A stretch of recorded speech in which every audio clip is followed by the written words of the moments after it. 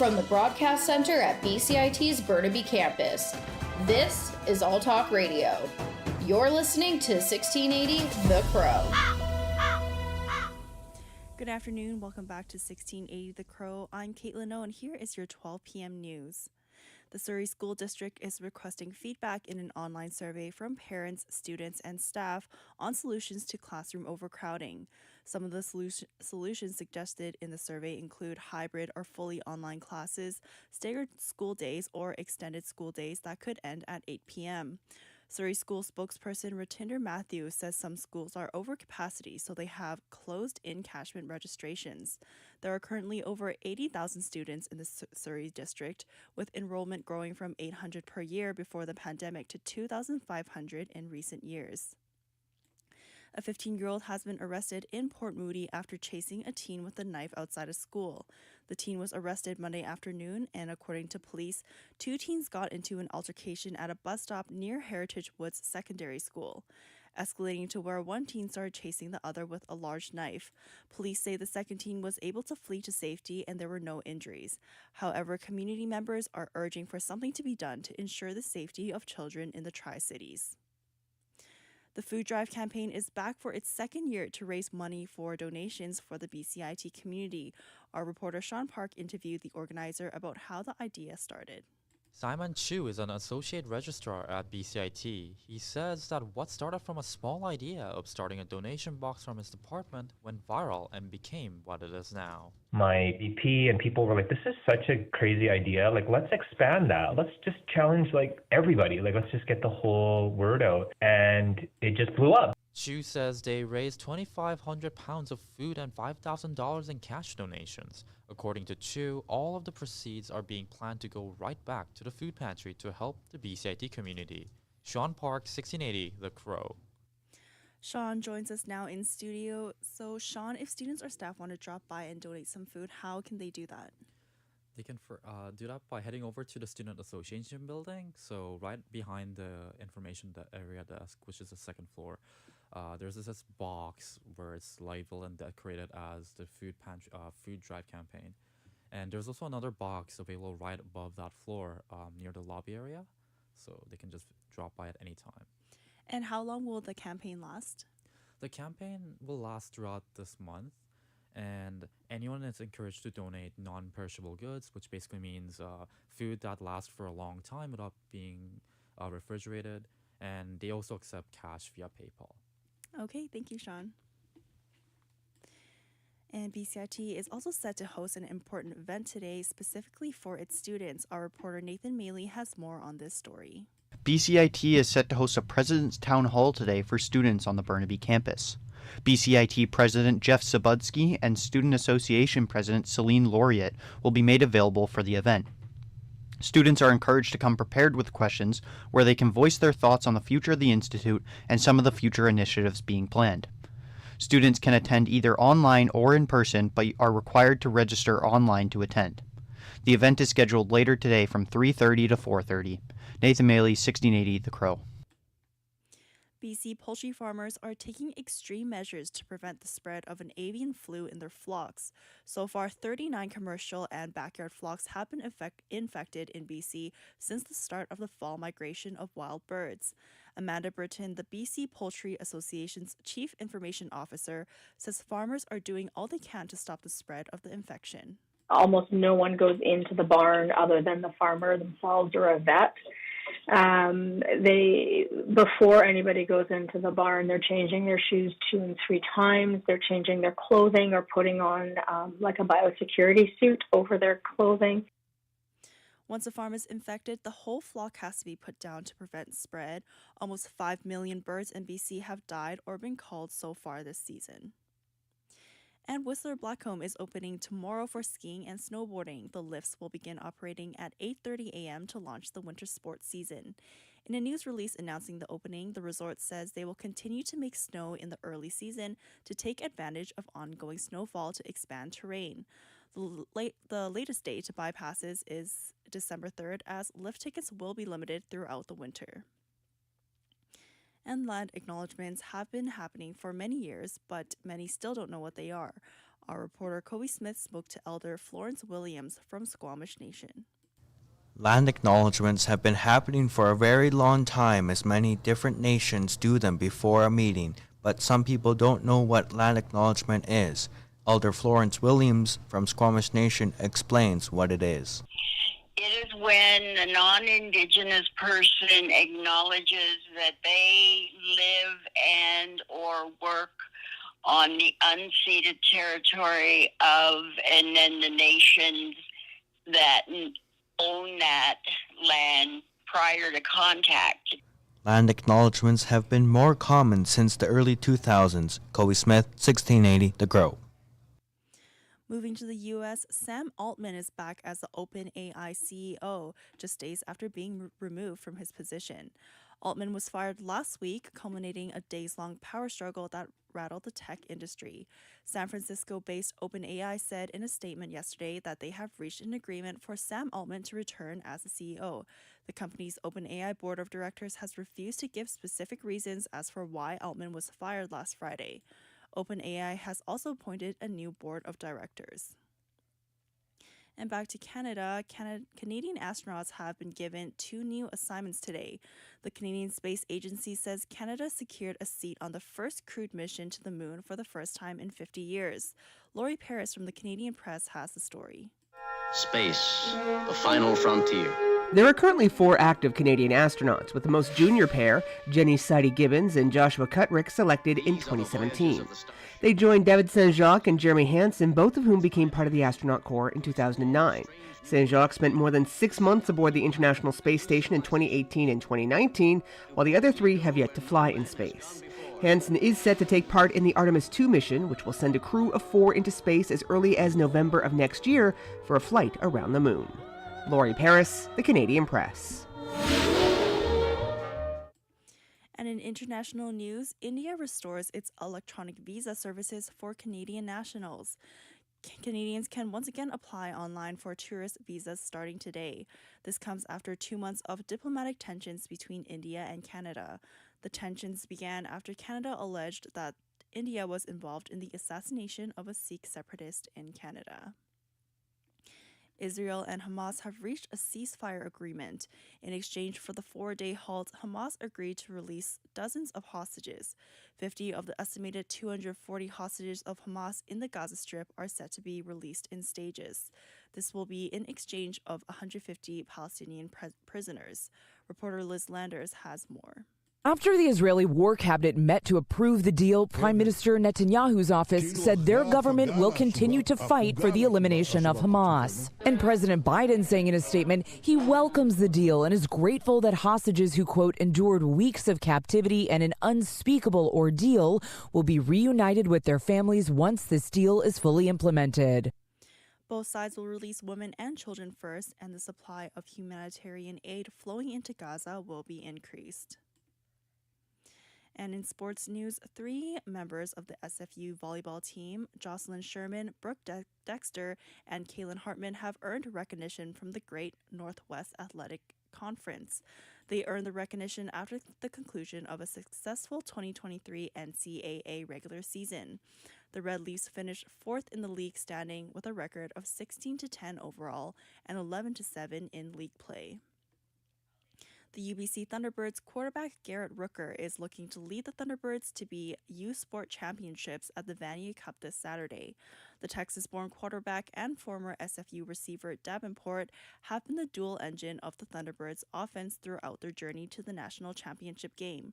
The UBC Thunderbirds are headed to the Vanier Cup for the first time since 2015, and they will be facing the same opponent they beat for the national championship, the Montreal Carabins. The Vancouver Canucks will be playing against Colorado Avalanche tonight. The 2 teams will hit the ice in the Western Conference play in Denver at 7 p.m.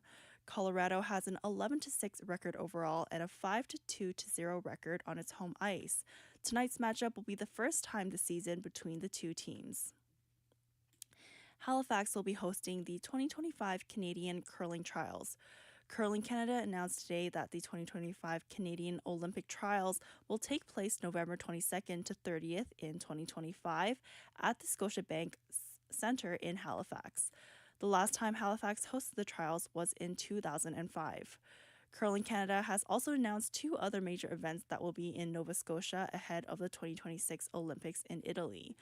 Canadian mixed doubles curling will be playing at the end of December next year to the beginning of January 2025, and the Canadian pre-trials will take place in mid-October.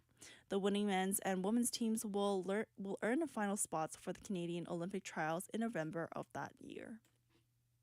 The Montreal Alouettes marched through downtown Montreal this morning for their Grey Cup victory parade. The CFL team won the 110th Grey Cup against the Winnipeg Blue Bombers in Hamilton on Sunday for the first time in 13 years. The parade was led by cheerleaders, and the head coach, Jason Maas, and his family followed in a convertible. Quarterback and MVP Cody Fajardo also followed in front of 4 double-decker buses carrying the players, staff, and the Grey Cup trophy.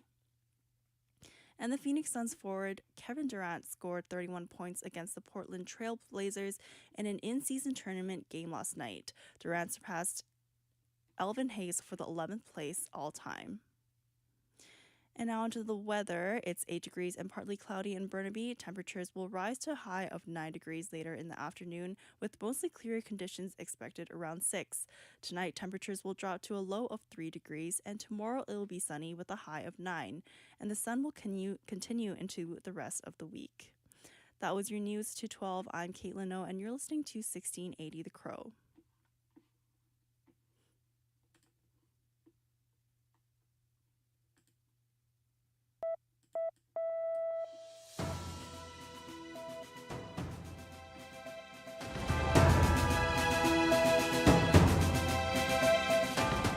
Stay tuned for more on BCIT's 1680 The Crow.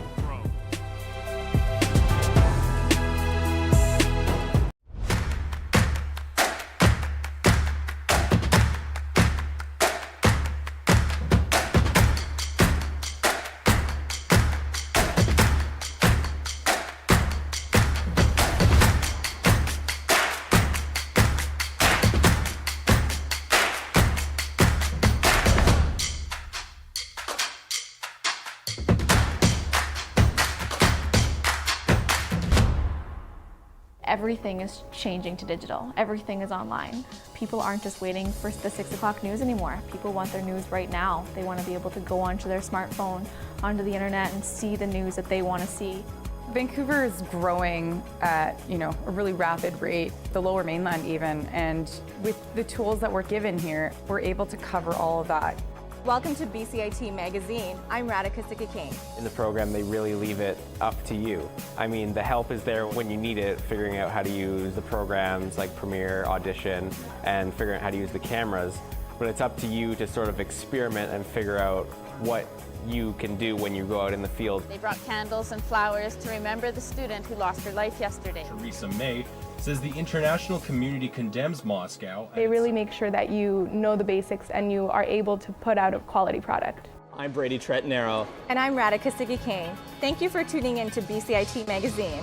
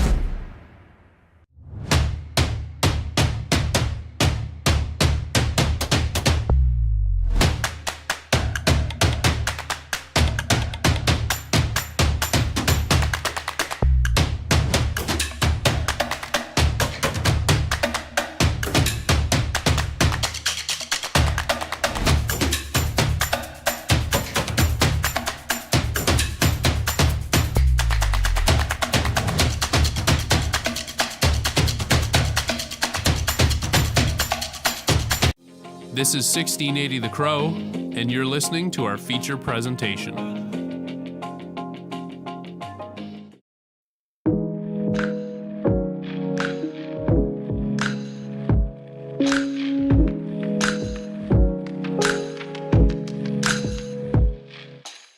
This is Scars of the Strike, a BCIT Journalism original podcast.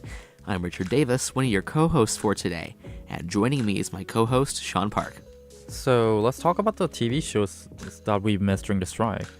Ooh, okay. So for me, I'm a bit of a traditional TV enjoyer. My family still has cable, and I really love the new comedy Ghosts. It premiered last season. It was a bit of a sleeper hit. Had no kind of notable stars, but I love the premise, right? It's historical ghosts, it's right up my alley.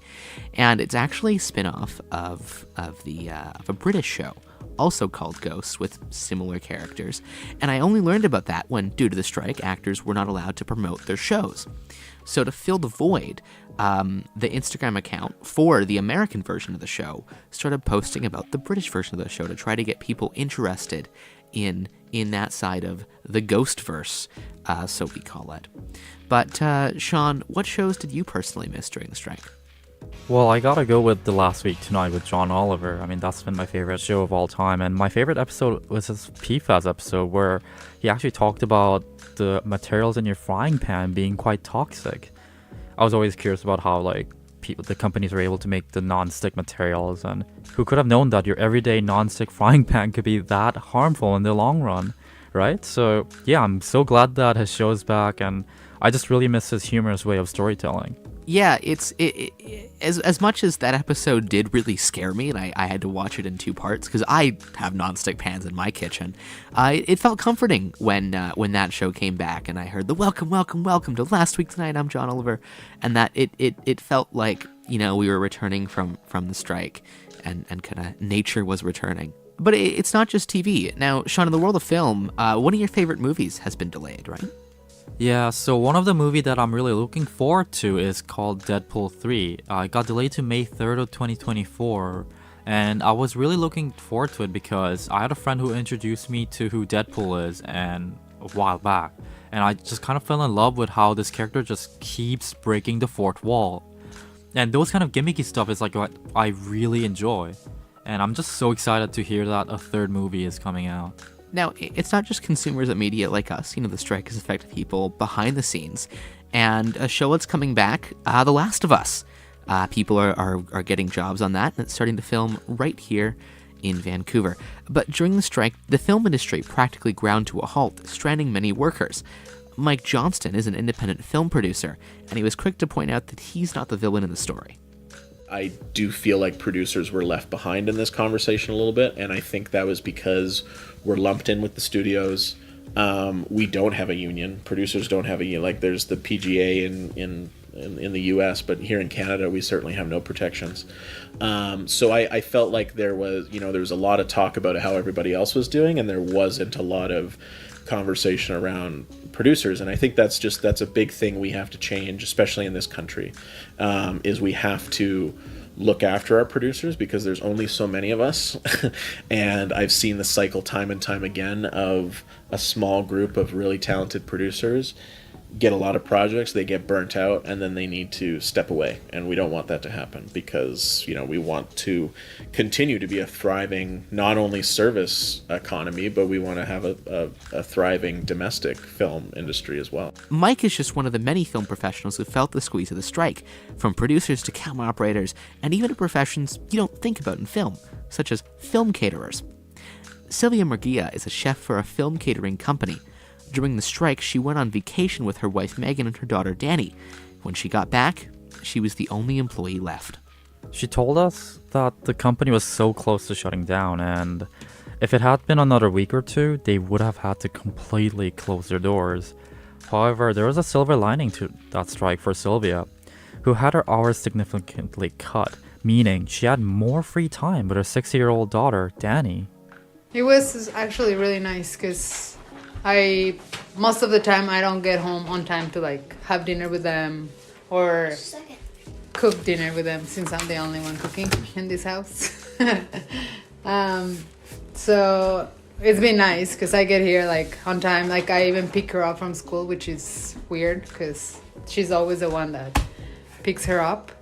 So it's been really nice to be able to be home before it gets dark even.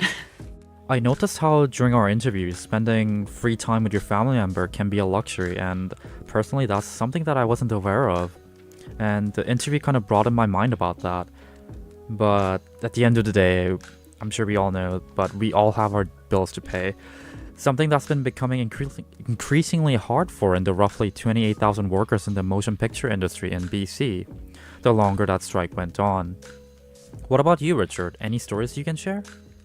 I used to work in the film industry as an actor, and I still, time to time, will read industry Facebook groups. And it seems like every day a new post is made in one of those groups about someone in the industry having their car repoed, or tips on how to best live in a minivan. So the thing about that minivan, is that like a common occurrence for a lot of film industry people? Like living in a minivan? I think there's a few, some of the more artist, filmmaker types. But most of the van life newcomers have lost their homes and rental apartments as a result from the strike because they have no income and no place to go. Now, however bleak it looks, there is hope in sight as the strike has ended, and Mike told us that there's a massive rush for studio spaces here in the Lower Mainland as production companies prepare and plan for the start of 2024 after that main American holiday season of Thanksgiving, Christmas, and New Year's. Here's Sylvia on what it was like hearing the news that the strike was over and she was going back to work full-time. That was one of the first things we said, like, I told Danny, I'm like, remember my face because you won't see me for a while. My boss already had to say no to a couple shows because it's hard for her to get everybody back because some people don't want to come back because they got used to the nice hours. Some other people found jobs somewhere else. Some other people realized that they want to get away from the film because there's no set hours. Sometimes there's no like benefits and stuff like that. So it's hard to know that it's gonna be long hours, but it's nice also to know that I have a job. During our interviews, we sensed one recurring theme from workers in the film industry. We spoke to Jonas Questel, the program coordinator of the Langara film program. Listen to how he summarizes his feeling in one simple word. Relief. Relief. A lot of people are just very relieved. That's basically what Mike said too, except he had more to say from a producer's point of view. I think there was a feeling of relief of, okay, we can go back to work. I mean, a lot of it too was relief for my friends and my coworkers because I largely, produce my own content, develop my own content. So there's always sort of a like fly by the seat of your pants sort of nature to it. But a lot of my friends depend on, working on set, working below the line, working on other productions, ensuring those productions are there so they can get paid. So I think it was relief for the whole ecosystem. Like I always try and think of, the film industry as this complex ecosystem where if it's like you wipe out one piece of the food chain, then it's all going to collapse. But one thing that both Mike and Jonas did say and look forward to is work. Jonas says that there's more to look ahead. Next year will be very, very busy because there's a lot of backlog of productions that have need to get shot, The studios are looking at a summer with not a lot of product, unless they get their big movies done. Yeah, they need a couple of Barbies, a couple of Oppenheimers, So if they have it, if it's been shot already and it's in post-production, fair enough. But, most of those things have not been shot yet. Now, the strike did allow for more passion projects, or less commercial films, to be made, with Vancouver's 48-hour film festival, Run and Gun. Now, I should probably clarify what a 48-hour film festival is. It's when a team of filmmakers compete to write, shoot, and edit a 4 to 5 minute film in 48 hours, oftentimes going with little or no sleep. And now, they posted a bunch of memes about losing its participants back to the film industry when the actors' strike ended. Jonas also told us that one of the alumni of the Langara film program even had the opportunity to create a feature film during a strike using non-union actors. Directing a feature is oftentimes an end goal for many filmmakers and something only a select few get a chance to do. When I lived in Los Angeles and worked in the film industry 5 years ago, the scars of the 2007 and 2008 Writers Guild strike were still felt, with so many shows and movies being cancelled as a result. It's yet to be seen what the long-term effects will be of the 2023 strikes. But I think we can all agree that it's great to be back on track, especially for those whose livelihood depend on it. And despite the struggles of the movie industry, I was really surprised to hear some of the lesser-known benefits of a strike, like spending more time with your family. That was so wholesome to hear, and I hope that there's a lot of other people in the industry that were able to spend more time with their families, and hopefully we're able to find some peace during the ongoing strike. And that's it for this episode of our podcast. I'm one of your co-hosts, Sean Park, and this is my partner, Richard Davis. Thanks for tuning in.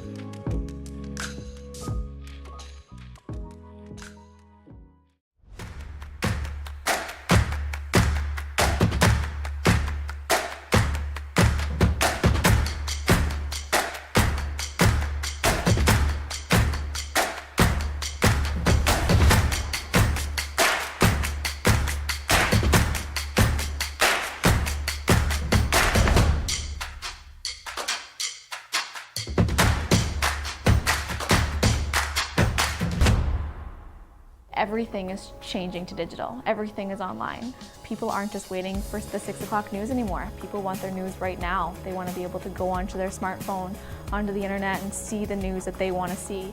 Vancouver is growing at, a really rapid rate, the Lower Mainland even, and with the tools that we're given here, we're able to cover all of that. Welcome to BCIT Magazine. I'm Radhika Sikakane. In the program, they really leave it up to you. I mean, the help is there when you need it, figuring out how to use the programs like Premiere, Audition, and figuring out how to use the cameras.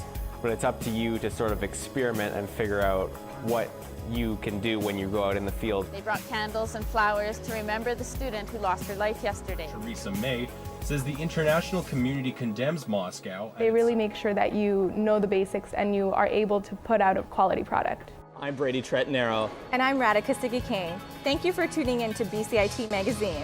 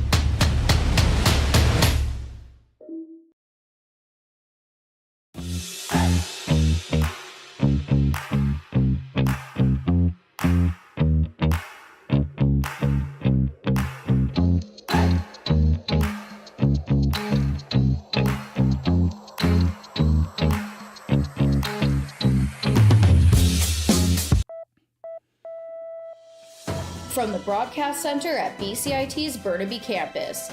This is All Talk Radio. You're listening to 1680 The Crow.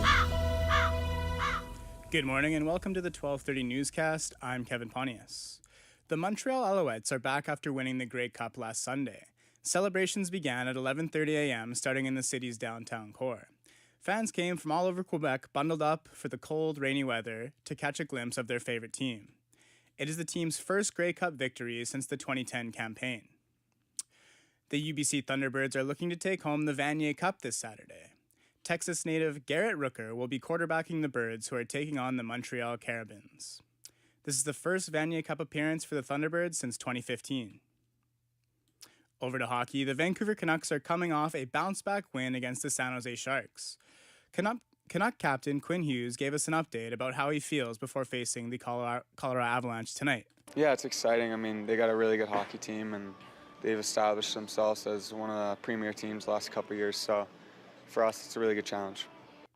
Puck drop is at 7 p.m. in Colorado tonight. Former Vancouver Giant and current Boston Bruins forward Milan Lucic has been charged with assault and battery. According to a Boston police report released Monday, Lucic appeared intoxicated when they arrived at his apartment early Saturday. Lucic appeared in court yesterday and pleaded not guilty to the charges.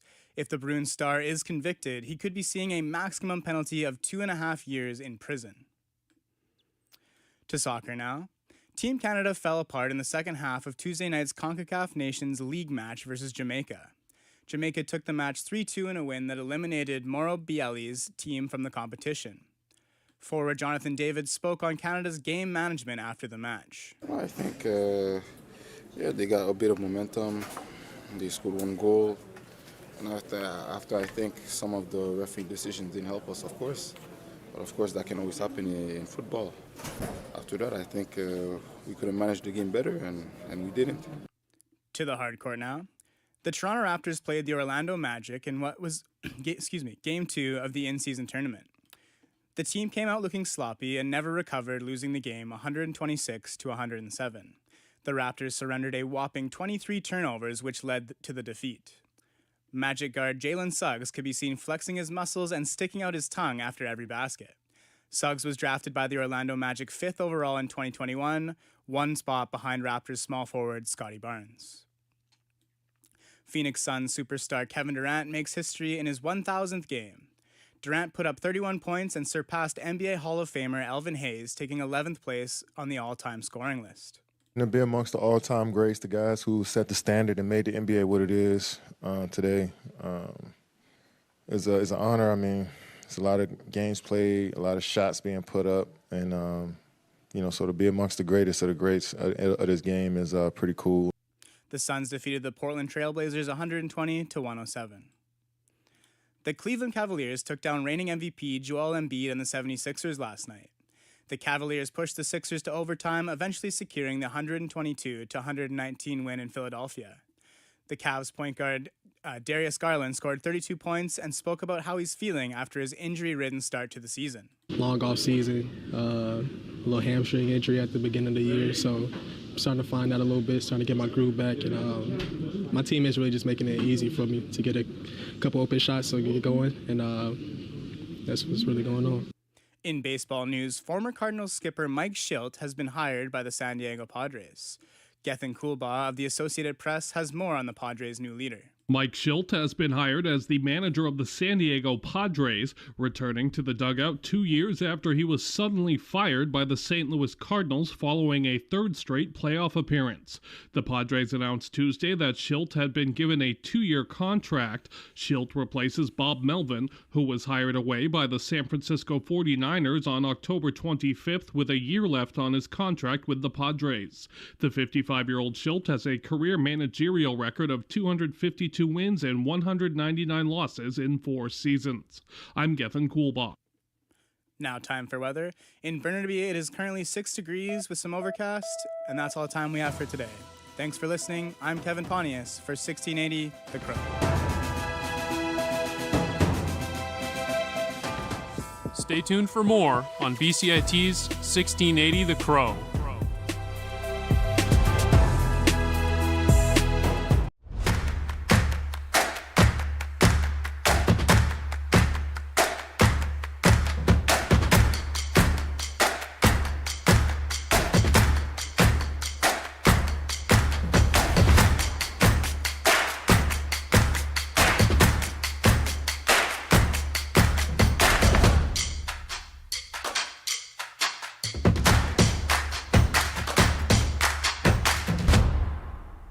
everything is changing to digital. Everything is online. People aren't just waiting for the 6 o'clock news anymore. People want their news right now. They want to be able to go onto their smartphone, onto the internet, and see the news that they want to see. Vancouver is growing at, a really rapid rate, the Lower Mainland even, and with the tools that we're given here, we're able to cover all of that. Welcome to BCIT Magazine. I'm Radhika Sikki-King. In the program, they really leave it up to you. I mean, the help is there when you need it, figuring out how to use the programs like Premiere, Audition, and figuring out how to use the cameras. But it's up to you to sort of experiment and figure out what you can do when you go out in the field. They brought candles and flowers to remember the student who lost her life yesterday. Theresa May says the international community condemns Moscow. They really make sure that you know the basics and you are able to put out a quality product. I'm Brady Tretanero. And I'm Radhika Sikki-King. Thank you for tuning in to BCIT Magazine.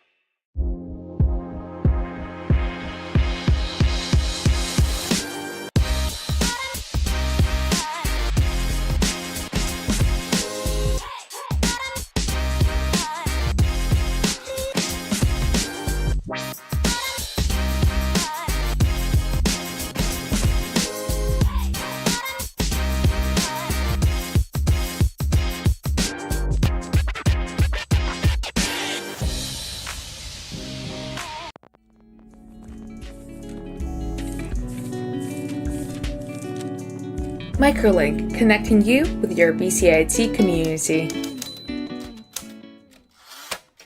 Hello everybody, my name is Tatiana Yakovleva and you're listening to the fall episode of Microlink.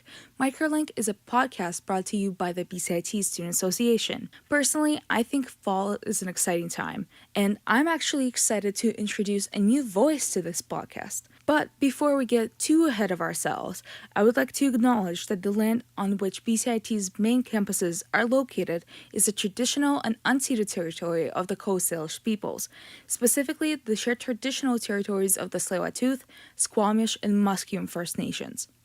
Today, we're joined by Sean Park, one of my coworkers, and Nick Dechev, a professor at University of Victoria. But being a professor is not the only thing Nick is occupied with. Today we will be learning about what Victoria Hand Project is, how Nick's master's project helped found it, and where it is at today. In order to do it justice, I will let Sean take it away from here. Hello everybody, I'm here with Nick Dechev. Would you like to introduce yourself? Yeah, sure. My name is Nick Dechev. I am the founder and currently Chief Technical Officer of Victoria Hand Project. Seems like you have a lot of things going on. Let's start with your background in robotics. You teach at UVic, correct? Yes. Now, I'm not currently teaching robotics. I do teach engineering design, and I teach a variation of that, which is, mechanics of machines, so that sort of thing. So it's very much close to robotics, and I have extensive robotics experience from my PhD. But yeah. And speaking of, how has the robotics field changed and grown throughout your career in the field?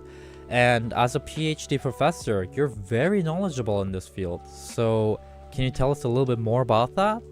Yeah, sure. So just to clarify, the Victoria Hand, which we'll be talking about shortly, although it's based on mechanical principles, it's not technically robotic because the Victoria Hand doesn't use any electric components by design.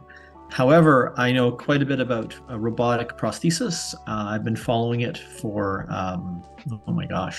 27 years. My master's was in robotic prosthesis at University of Toronto. But we decided to take the Victoria Hand in a slightly different direction, which is just mechanical only. Right. But the field is advancing. The main advancements in robotic prosthetics are pretty much challenges on controlling them. That is to get the desires of the person wearing the prosthesis. How do you get someone's desire? What's in their head? Like, I want to do this. How do you get that into the machine?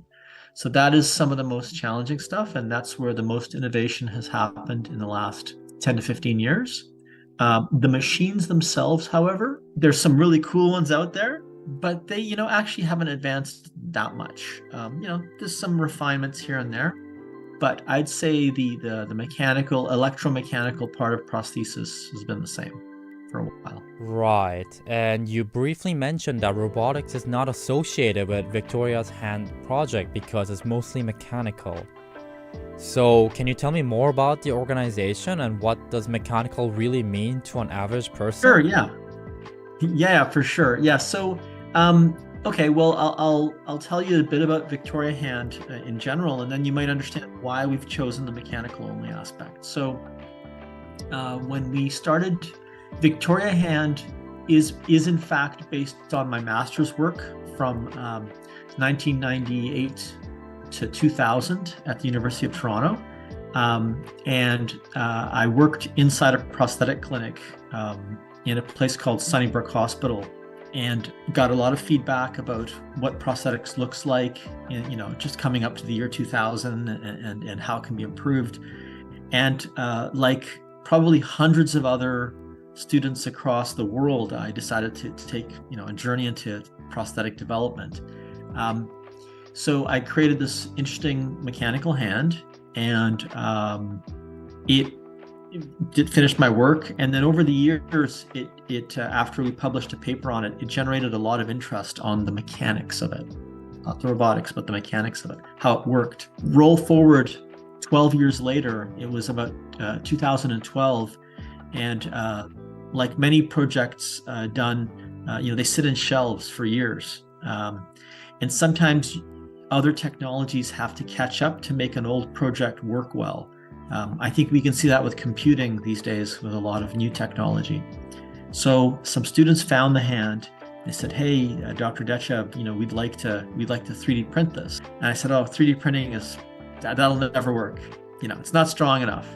And they said, no, it's really, really good. And I'm like, I don't believe it. And so they said, can we try? I said, of course you can try. So they 3D printed a very crude version of the 1999 hand.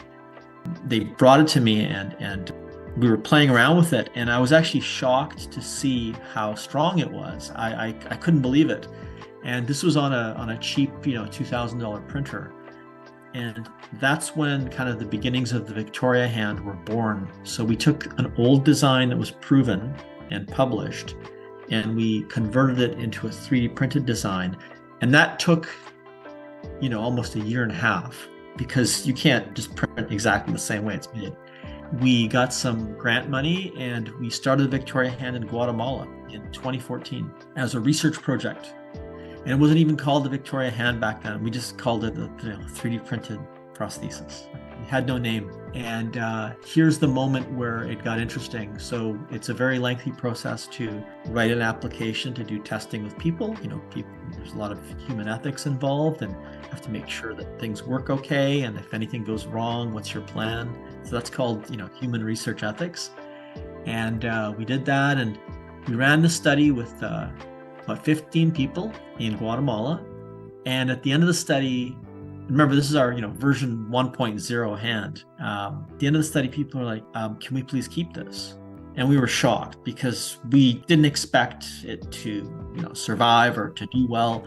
Right. And we're like, oh, that's not in the plan. I mean, the plan is you try it and then it's a prototype. Yeah, it was just a prototype, right? Replicated 15 times, for these different people. And so we said, okay, well, hold on, we're going to make some improvements from the feedback, and then we'll come back and we'll give you an updated version based on all the feedback, because things didn't go perfectly.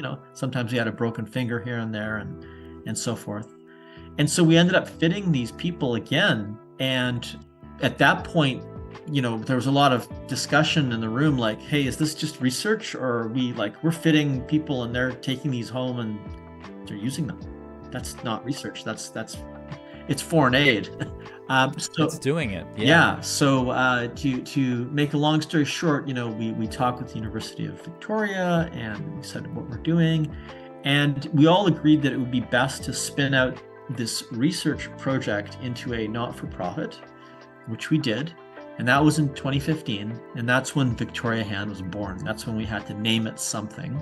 And when we had to name the organization, we called it Victoria Hand Project, because we're engineers and we can't come up with anything more interesting. It's straightforward and does the job. That's right. So that's where Victoria Hand is from. And just to get back to your question on robotics, I think you can see through that story that because it's majority of it is 3D printed, it lends itself to be more mechanical than electronic. And when we were working in Guatemala, I, to this day, remember being in, it was very kind for some of the amputees to invite us to their homes, because usually they come to the hospital, right? And they invited us, to go and visit them. And they didn't have running water, they didn't have electricity, they didn't have anything. They're just living in, one lady and her 2 kids were living in a kind of a brick building, earth floor, 3 walls and an outdoor stove. So, the idea of electricity or, even charging batteries and she liked to wash clothes. And so the prosthesis is perfect because it's waterproof, because we made it with 3D printed material and metal. And so we realized that in developing countries, sometimes, the latest tech, the infrastructure isn't there and it's not what people need. And so from there on, Victoria Hand continued to be mechanical only, and I'll tell you more about it later. Well, that's very interesting. And what other site work have you done besides Guatemala?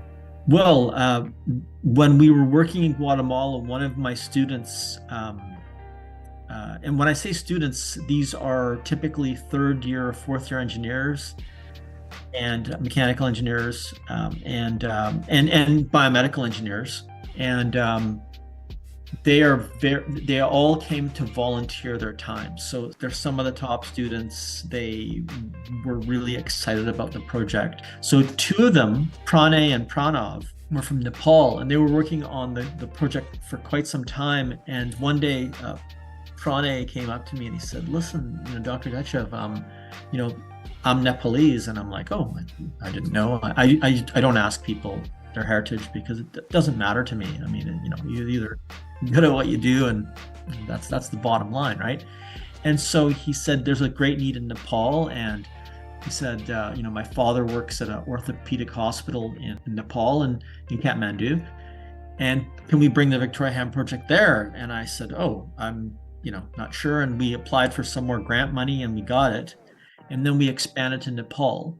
And from Nepal, we also expanded into Cambodia. And then, people just through networking alone, about a year later, we got connected with Enable Community Foundation in the US, and they had heard about our hands and they had money. And together we expanded into Haiti. And then we went into Ecuador. And when I say expand, it wasn't like a one-shot thing. Like, we actually would fundraise, we would get 3D printers, we would do a trip, we would train them, and we'd partner with professional prosthetists. So suddenly within a few years, we were in 5 countries, and word of mouth just kind of kept spreading. We got more grants. We got a Google grant in 2017, which really helped elevate the work into Egypt and into Uganda. And then we had an opportunity to expand into Kenya, which we did. I'm forgetting a country. I know I am. So we just kept growing. I mean, right now we have 9 countries that are very stable that we work in. We have each country has like at least 3 or 4 printers. They have trained staff. We have a constant flow of materials going to each country, and they fit people. Every amputee has very unique needs. It's not a matter of just having a missing limb. And just to be clear, Victoria Hand only does upper limb. There's when someone says the word amputee, it's well known that about 9 out of 10 amputees, that means people who have a limb loss, have a lower limb loss. 90% of amputees are lower limb patients. So only 10 or 15% are upper limb.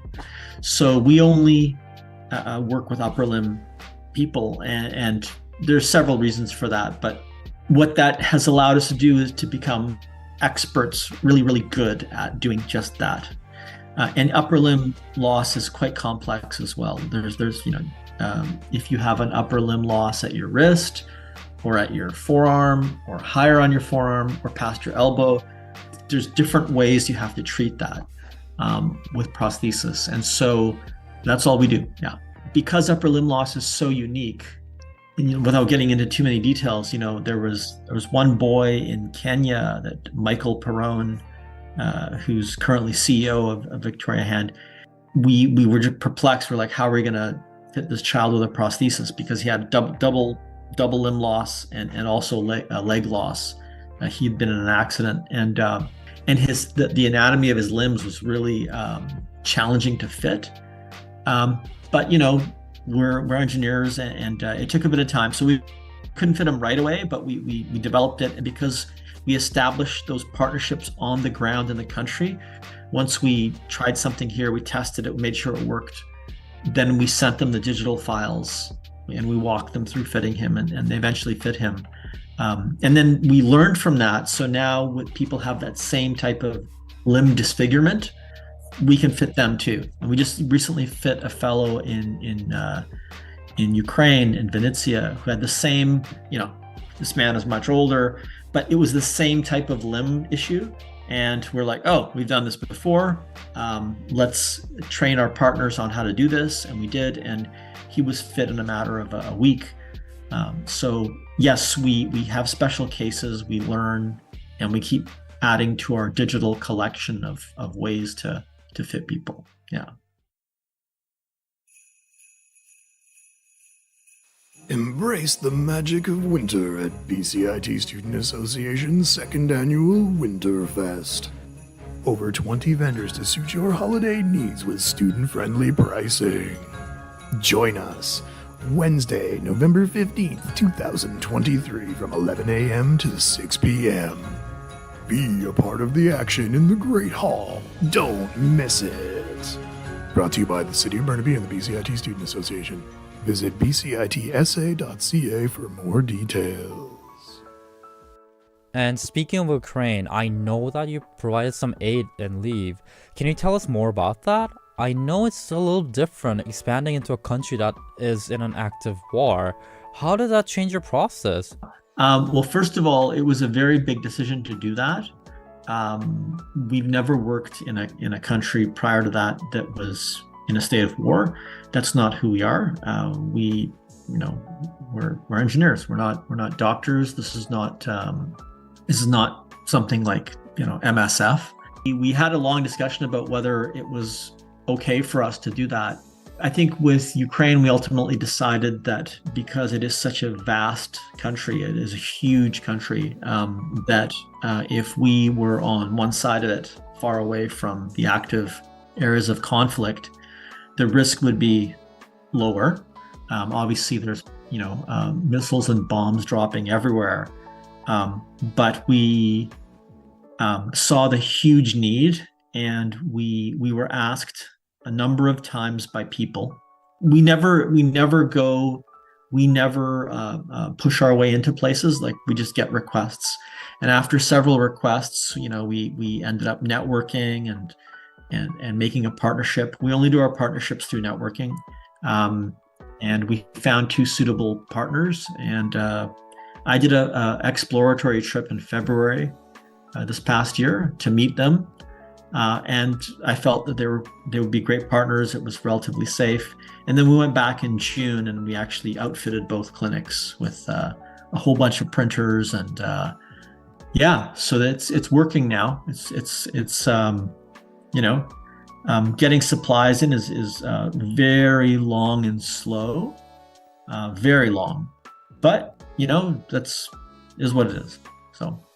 Is there any country that you're foreseeing a future expansion, or is it just whatever that comes through networking and connections that you can establish along the way? It's all through networking. So people in the prosthetics community in Canada and the US, but especially the US as well, know who we are.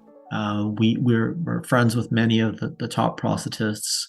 And, we were just down in the American Prosthetics Conference in Indianapolis in September, and we were there for about 5 days, and just met with some of the leaders and prosthesists. We're chatting, and people know what we do. We also did a presentation there, and I think networking is the best way, because it's all about human interaction and connections, and so I think that's a very organic process. I forgot to mention a country. We were actually in Pakistan. We established a clinic. They built a brand new hospital there in, I think it's Karachi. And Michael and Kim, two of our team members, went over there in May. I guess 2 months before we went to Ukraine, and they established a full system over there. So they have it's a full, usually we get a room or two different rooms, and it's full of equipment in terms of 3D printing, assembly, computers, everything to do the Victoria hand on site. So yeah, we're also in Pakistan. You're asking about future plans? Not really. Anywhere we expand, we have to fundraise because it's just, each country is so unique.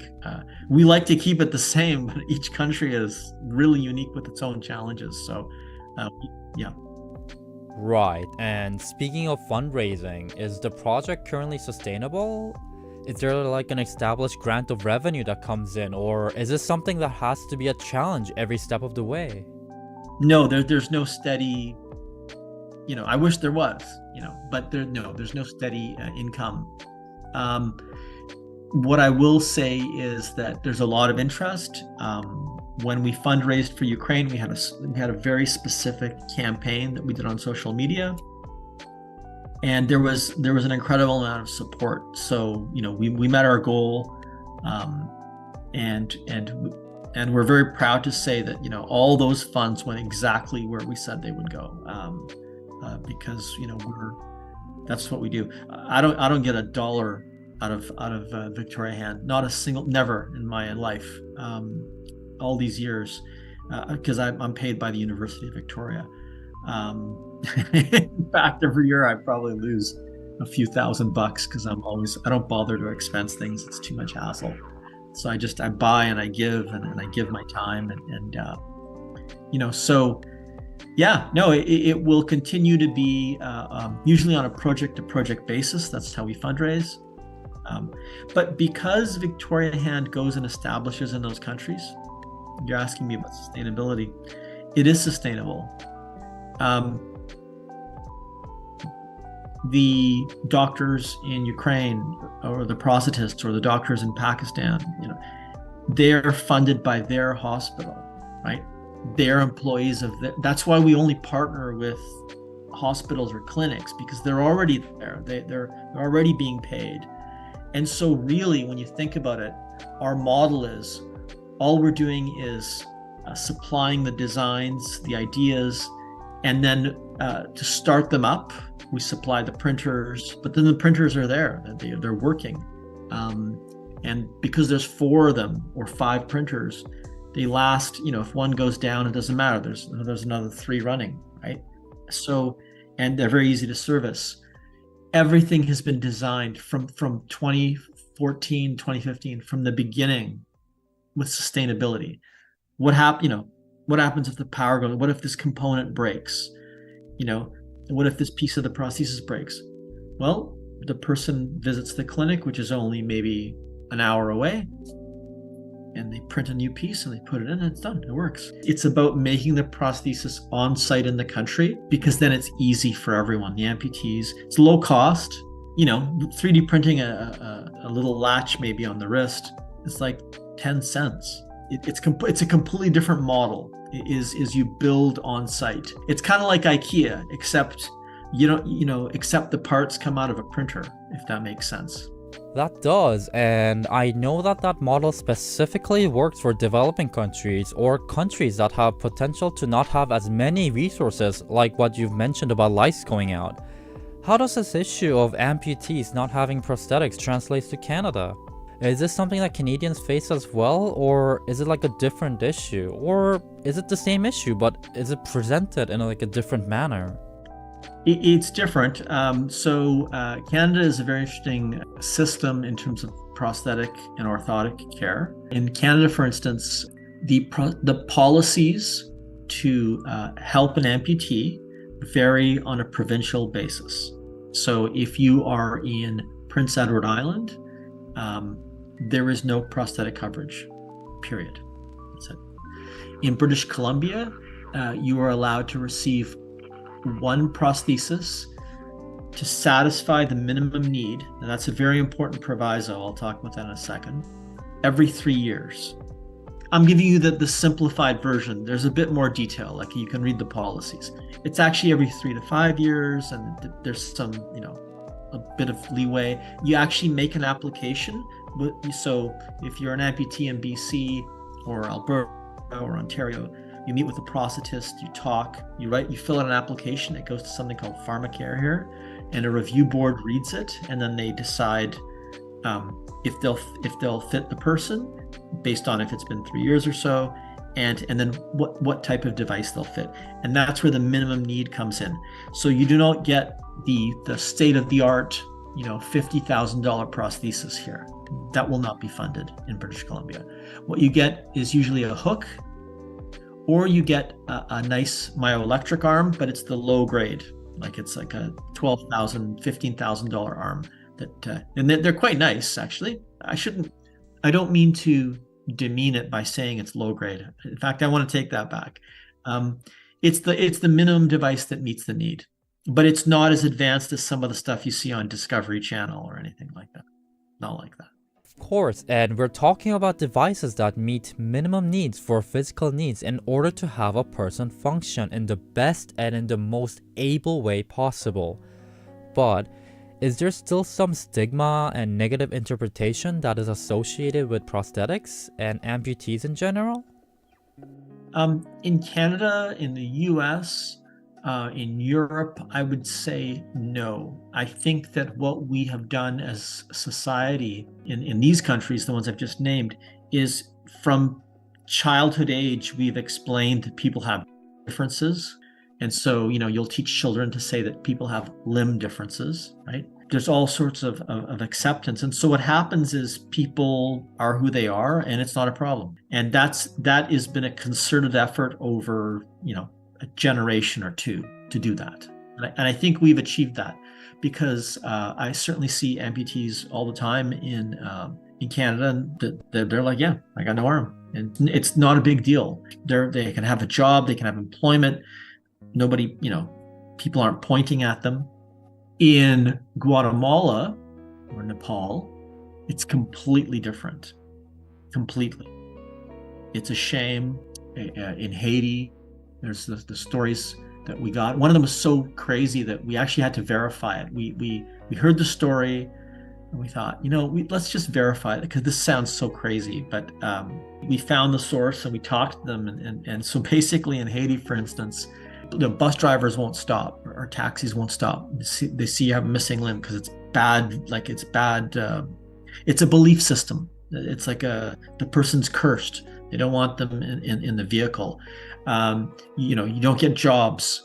In Guatemala, I remember the boy I spoke with and his father, we gave him a prosthesis, and the man said, listen, thanks for the prosthesis. It'll help my son. I appreciate it. He goes, but what my son really needs is a job. He's lucky, he gets straight A's in school, but the best job he can get is he picks watermelons in the fields.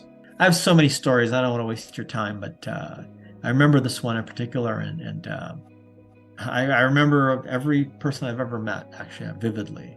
And so he said, he picks watermelons. That's the best job he can get. And the end of the season, as they're starting to get less and less need for pickers, they fire him first because he's the amputee. It's very different way of thinking throughout the world. And maybe we could look at that here in the West, and we can be judgmental about that and say, oh, that's terrible. But you can look at the other way around. People need to survive in these low-income countries. And so I don't think it's right that he's let go first, but they need to be efficient and make money and survive and feed their families. And so it's very difficult for amputees in other countries, very difficult. So, if our prosthesis in any way can help them get employment, that's like our top criteria. Anything. In Nepal, the ladies that we fit, if the prosthesis is black, they will not touch it. They will not wear it. Black means death. It has to be painted, and they cover themselves and they cover their hands, and sometimes they put little strings and braid it, and they'll wear little gloves on their prosthesis, and then you can't tell that it's not an artificial hand anymore. So they have the body image. They feel whole because they have two arms and hands, and they can they're able to carry a bag or to carry a purse or whatever, and they feel whole, but they don't want anyone to know that they're an amputee. I could talk for hours on it. I won't. I think you get the idea. But I still really appreciate your time, and thank you for what you do. It helps physically and also helps out mentally as well. I think it does help bridge that gap. Unfortunately, there's probably a long way to go, but it definitely helps. Is there anything that you would like to highlight, any people that you work with, or promote Victoria's Hand Project before we go? Yes, absolutely. So to be very clear, the Victoria Hand Project is a team. It has always been a whole team of people. I want to highlight, Michael Perrone, who has been with Victoria Hand since 2015. He started as a co-op student, and then he graduated and, became just an engineer, and then became the chief operating officer. And finally, I promoted him and changed my role, and he became the CEO. There's Kelly Knights, and she's currently the chief operating officer, and she was with us since 2017. And then there's Kim Arkell, and Kelly is an engineer as well. And then there's Kim, who's our mechanical systems lead. She's been with us since 2019 or 2020. We have Michelle, and then we have dozens of people who've worked with us over the years as engineers who've gone on to other careers. and we still keep in touch with all of them. I would say there's probably 30 engineers that have helped contribute to the Victoria Hand. Some of the brightest people I know. And all that info is on our website. We have a list of previous members, and so people can go and check out who has helped. And every year we accept 6 co-op. It's called co-op students. They're like a 4-month work term where they work full time for 4 months.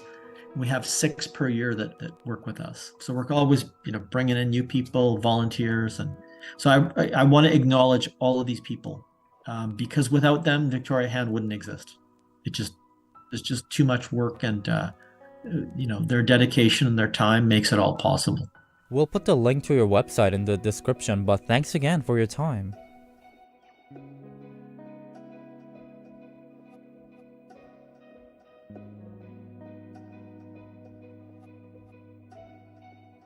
That was Sean Park interviewing Nick Detchev about the Victoria Hand project. Thank you so much for joining us today for Microlink. What did you think of this episode? Please don't hesitate to reach out to give your feedback. For more information about what Link and BCIT Student Association does, please visit linkbcit.ca. That is linkbcit.ca.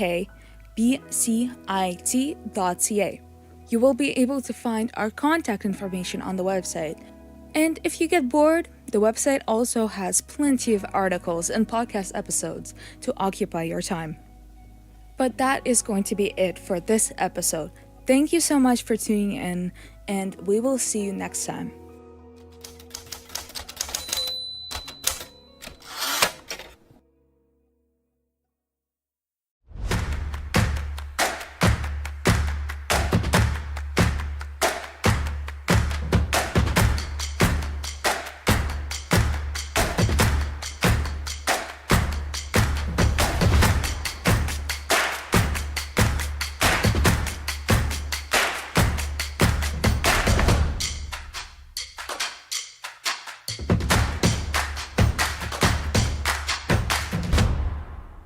Everything is changing to digital. Everything is online. People aren't just waiting for the 6 o'clock news anymore. People want their news right now. They want to be able to go onto their smartphone, onto the internet, and see the news that they want to see. Vancouver is growing at a really rapid rate, the Lower Mainland even, and with the tools that we're given here, we're able to cover all of that. Welcome to BCIT Magazine. I'm Radhika Sikka-King. In the program, they really leave it up to you. I mean, the help is there when you need it, figuring out how to use the programs like Premiere, Audition, and figuring out how to use the cameras. But it's up to you to sort of experiment and figure out what you can do when you go out in the field. They brought candles and flowers to remember the student who lost her life yesterday. Theresa May says the international community condemns Moscow. They really make sure that you know the basics and you are able to put out a quality product. I'm Brady Tretanero. And I'm Radhika Sikka-King. Thank you for tuning in to BCIT Magazine.